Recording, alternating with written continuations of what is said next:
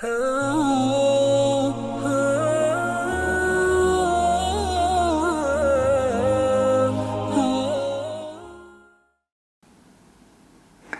alaikum wa rahmatullah.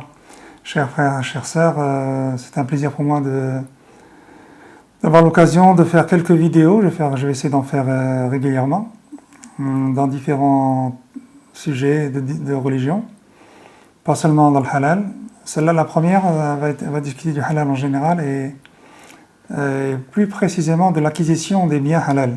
C'est très important.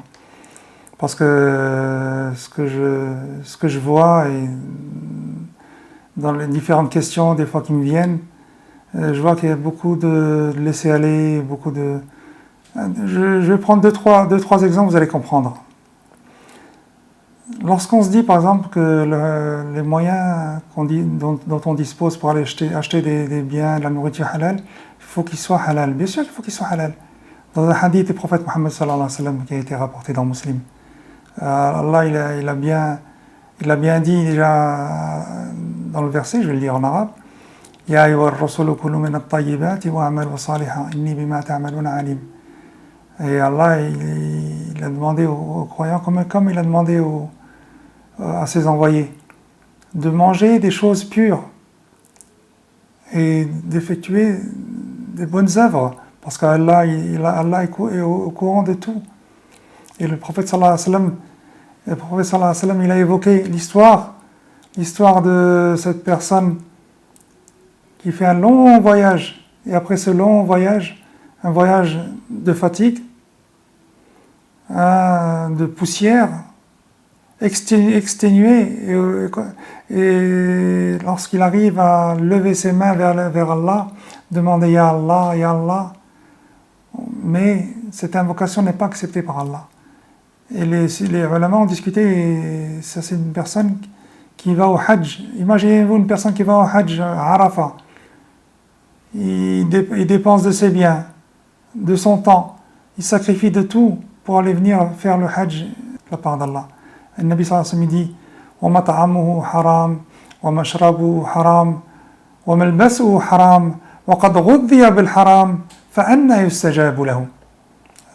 Donc là, on voit vraiment l'importance des biens acquis, l'importance de la nourriture halal, l'importance du muscle, s'il a été développé à partir de nourriture haram ou pas. Regardez l'influence que ça a.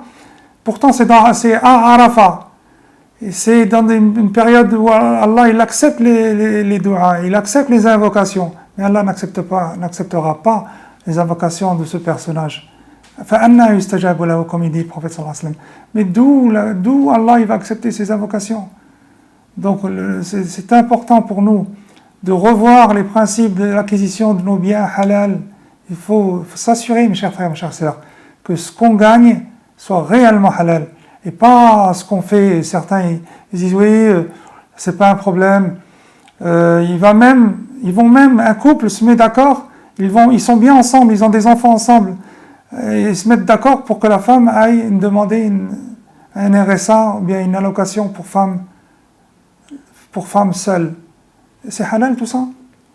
Ou bien celui qui va demander un RSA alors qu'il travaille au noir et alhamdulillah il a ce qu'il faut, il a ce qu'il faut en bien halal. Et avec tout ça ici on voit du document comme quoi il ne travaille pas. Il a besoin d'une aide à partir de l'assistante sociale ou bien de la CAF. Tout ça, c'est pas halal, mes chers frères, mes chères sœurs. Donc, corrigeons un peu ces erreurs. Et après, on se demande, Inch'Allah ta'ala, en faisant les invocations, elles vont être acceptées, bi'idhnillah ta'ala. Donc voilà, je reviens sur ce thème, sur ce sujet qui est très, très, très important. Avant de parler du halal, avant de parler de l'adoration, avant de parler de la lecture du Coran, des salades, etc., revoyons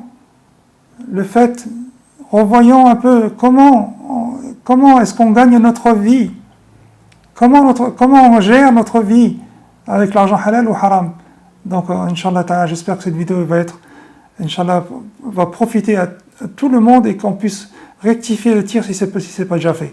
Merci, Inch'Allah, et à très très bientôt.